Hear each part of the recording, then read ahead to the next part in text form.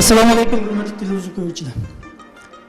Yaqindan beri şu vatandan ko'plab hijrat qilib chiqayotgan Uyg'ur muhojirlarninki Turkiya Istanbuldagi sonining eshishi agishib, bu yerda ham bu muhojir qarindoshlarninki bu yerda ehtiyojli hojat bo'lgan nurg'un jihatlarda qulaylik yaratishga muhtoj bo'lganligi uchun buning munosabatli har xil do'kon, oshxona, kitobxona va shunga o'xshash har xil sayohat shirkatlari ko'plab meydana kelishga başladı.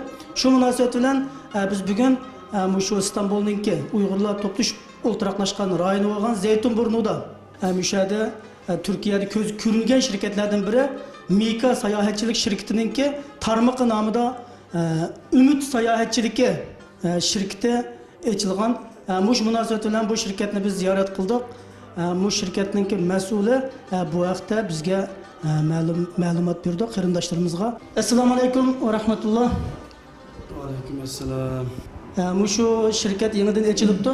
Şu munosabat bilan bu şirket haqida ma'lumot bergan bo'lsangiz, şu televizor ko'ruvchi qarindoshlarımızga. Assalomu alaykum qarindoshlar.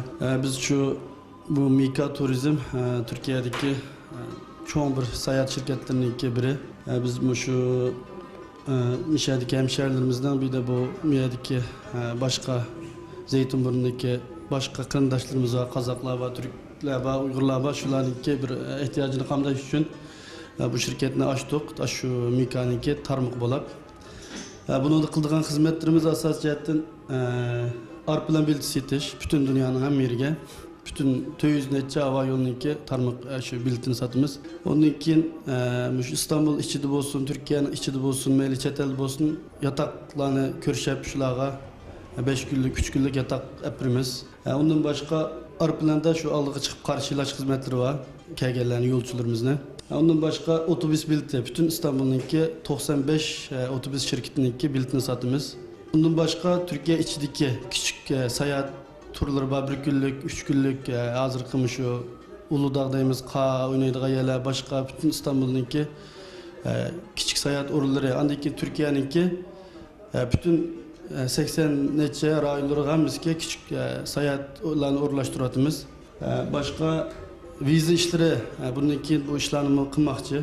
Bütün başka davlatlarga viza ilish, şu Mika Turizm hamda shuning tarmoqqa alatda başka davlatlarga viza berish, Yevropaga olsun, başka Asiyadagi davlatlar umra işleri onu başlaymiz, Xudoyim buyursa. Hozir asosda şu bilet işlerini kılavatımız yeni içildi 15 gün oldu. Resmiyet işleri tamamlandı. Tamamlandığı için başka işlerimi Xudoyim buyursa kılımız. Hem şu şirketli iç jarayonida Türkiye meni hükümet tarafından bo'lsin, meni başka jihatlardan bo'lsin ikkinchi bir vatanimiz bo'lib hisoblanadi. Bu yerda sizlar qanday ma'lum bir qiyinchiliklarga duch kelgan bo'ldingizmi? Bu şirket içliğini 10 necha kun bo'libdi. Mush jarayonda şu qarindoshlar qo'llashları, inkasları qanday bo'ldi? Mush haqida to'xtalib bergan bo'lsangiz. Bu vaqtda hozirgacha men Türkiye hükümeti olsun, mayli xalq bo'lsin, bular bizga shunday yaxshi ba'zi bir uqishmasliklar bo'ldi, ammo hükümet jihatdan bo'lsin, boshqa xalqqa yaxshi bizga qo'llab-quvvatlayotdi. Hozirgacha bizga bir hükümet tarafından bo'lsin ya başka ishlarni hech kim bir narsa kamken deb kelgan ishi yo'q. Bizni har jihatdan qarindoshlarimiz, Mishadagi Türk qarindoshlarimiz bo'lsin, başka Uyg'ur hemşerilerimiz, Kazaklar bo'lsin, bizning hammamiz qo'ldan kelishcha qo'llayapti hozir. Ish qilib 15 kundan beri hozir ish qilib yomon emas ketib bormiz. Resmiyet işlerimiz asosi hammasi bitdi. %80 resmiyetimiz bitip oldu. Biraz bazı azrak işler kaldı. Ola bir neçə gün içinde çıkıdı. İnşallah kanun cihetten, her cihetten mükemmel alette kılvatımız. Başka kollaş ciheti olsun çıkılıp yaxşı hazır kadar Türklerimi kilvatıdı, bilet ilvatıdı, başka şu İstanbul, Türkiye işçiğe, Antalya, başka yerlere bilet satıyoruz. Başka hemşehrilerimiz, Uygur hemşehrilerimizin kilvatıdı.